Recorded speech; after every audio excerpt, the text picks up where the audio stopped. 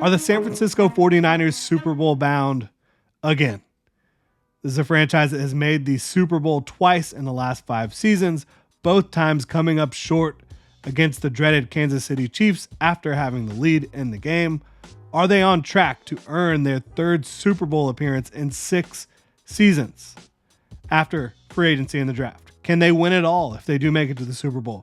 We're going to talk about it here today. Really appreciate y'all tuning in here to Rogue Football. I'm your host, Jordan DeLugo. If you enjoy the content, please like, subscribe, hit that notification bell.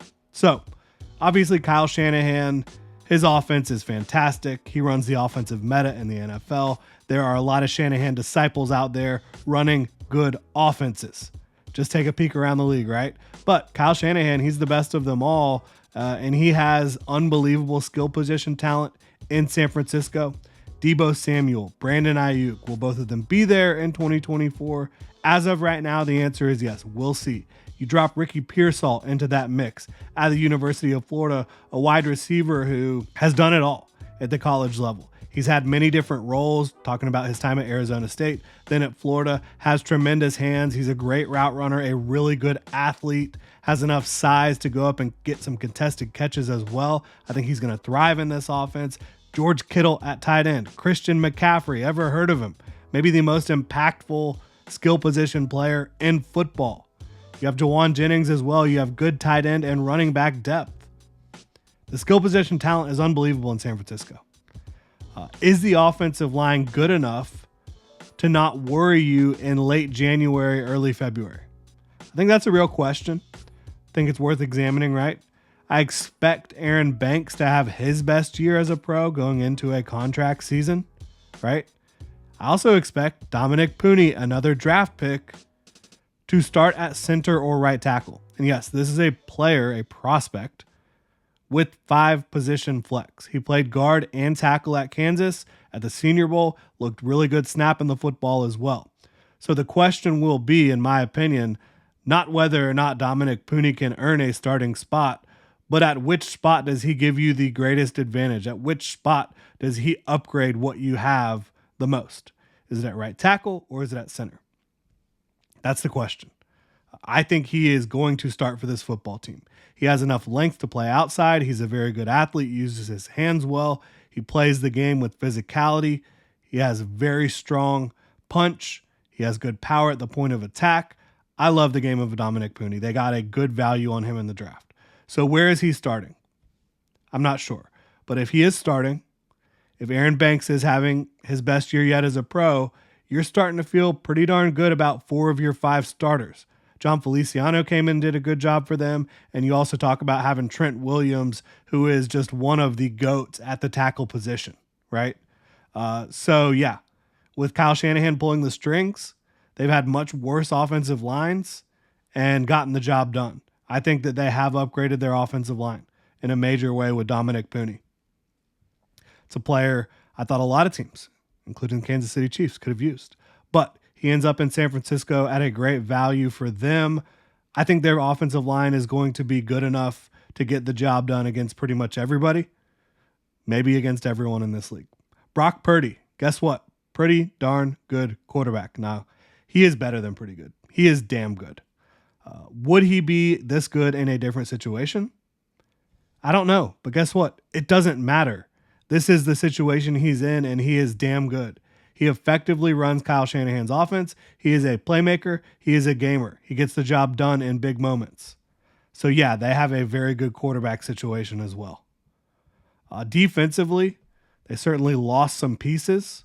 Eric Armstead moving on. Chase Young was there on a rental deal. I think that they probably upgraded at defensive coordinator.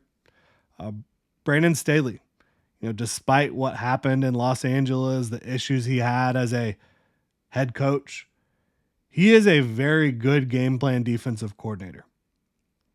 And I think given the pieces, he will put together a defense that can play well throughout a season and play well in big moments, in big matchups. Again, because he has been a guy that has been able to figure out, even sometimes with the Chargers, but dating back to his time with the Rams, he's been a guy that can figure out how to stop potent offenses. He's done that well. So I think they upgraded at defensive coordinator. But he's got to kind of get back in his bag, right? I think that that's going to be key for him. I like the low-key additions of Malik Collins, Leonard Floyd, Devondre Campbell to kind of keep this ship afloat, with some big names leaving. You obviously have some stars still, some of the best defensive players in the game at their positions. Nick Bosa, Javon Hargrave, obviously Fred Warner. The question for me with this defense is, will Dre Greenlaw be back? And when he's back, will he be himself? Because as good as this defense is, even without him, when you're talking about winning that final game in February, I think you need to be at full strength, and I think you need Dre Greenlaw. Fred Warner's great. Devondre Campbell, I think, can definitely hold down the fort. But Dre Greenlaw became one of the better linebackers in the NFL over the last couple years. And when you talk about having that pairing with all the other talent you have up front on the defense, with what you have in the secondary, which I love this secondary and I love the additions they made to it, Dre Greenlaw kind of completes this puzzle, in my opinion. And so, is he healthy? I don't think he needs to be healthy most of the year, obviously. I don't think they expect that. But is he good to go when it comes to be playoff time? Late January, early February. That's when it matters. This secondary, though, I love the addition of Renardo Green out of Florida State. This was one of my favorite prospects in the draft, especially for a team that will run press coverage. You get him in the same defense with Charvarius Ward, get to learn from him. Love that. Nobody gave Brian Thomas Jr. and Malik Neighbors and Jaden Daniels more trouble than Renardo Green did last year. I think he's going to be awesome for them. And he tackles. He's physical. He runs well. Love that for them. You get to kick Lenore inside. You have good depth at corner. I love bringing in Mustafa out of Wake as well. This is a safety that run and hit, great tackler, spark plug, kind of energizer bunny type of player on the back end. And obviously, he might not have a big role early, but I love adding him to that team. So I really like the secondary as a whole. Again, I think adding Dominic Pooney, Ricky Pearsall, Renardo Green, and Mustafa in the draft, and then the running backs you were able to add in the draft as well, home run for me. Home run when it comes to the draft for the San Francisco 49ers. I like the low-key free agent additions, again, as I mentioned, on the defensive side of the ball. I think those are going to help steady this ship.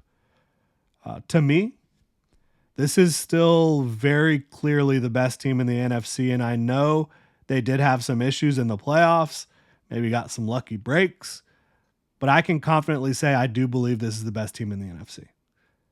Because even though there were some losses, talk about free agency, I think they're a better football team right now. And you see, I'm wearing a Jaguar hat. I have a ton of respect for Eric Armstead. I'm fired up he's in Jacksonville. But I think they nailed the draft, and I think they did a good job with, again, filling roster holes. The best team in the NFC for me, bar none. And to me, they will have a great shot to take down the Chiefs or whoever wins the AFC, which, again, I will assume is the Chiefs until proven otherwise. If Dre Greenlaw can be back and be Dre Greenlaw, and if Brandon Staley can get back to being who he was before some things kind of fell off the rails as a head coach, this is a team that can win the Super Bowl. I really do believe that. So, yeah, I do think the San Francisco 49ers, and there's a long way to go. Like, we're only in the OTA phase of the offseason.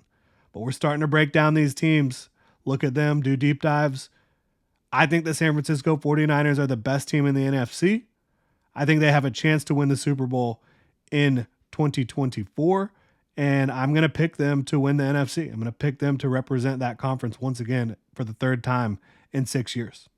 If you're a 49ers fan, would love to know what you think. Drop a comment in the comment section below. If you enjoy the content, please like, subscribe, hit that notification bell. Y'all have a good one.